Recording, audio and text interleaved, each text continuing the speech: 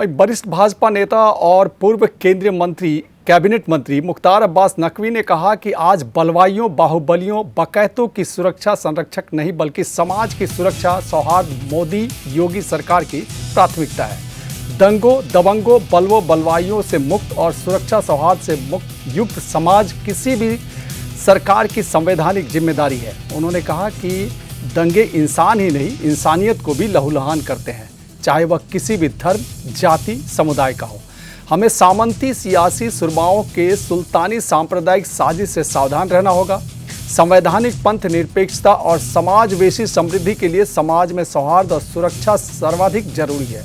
उन्होंने कहा कि बीजेपी से एलर्जी को बीजेपी विरोधियों की एनर्जी में जुटे कुछ गुमराह लोगों को भी हमें हमराह पर लाने का प्रयास करना होगा।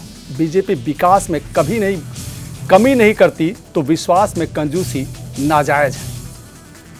एक चीज हमें समझना होगा, दंगाइयों की कुटाई, बलवाइयों की ठुकाई ही जो है वो समाज के सौहार्द और सुरक्षा की भलाई है।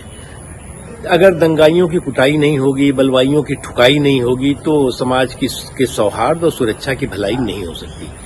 और जो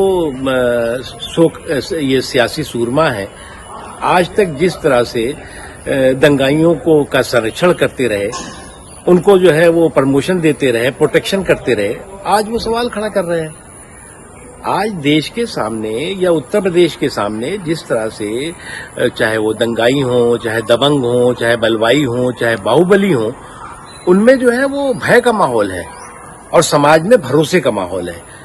इनके समय में क्या होता था, जो ये दंगाई हुआ करते थे, दबंग होते थे, बलवाई होते थे, बाहुबली होते थे, उनमें जो है वो भय नहीं, भरोसा होता था कि ये सरकार हमारी है, हमें बचा लेगी।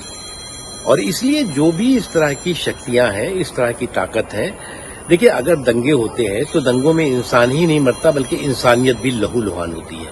और जब इंसानियत लहूलुहान होती है तो उसमें हिंदू, मुसलमान, सिख, ईसाई नहीं दिखती।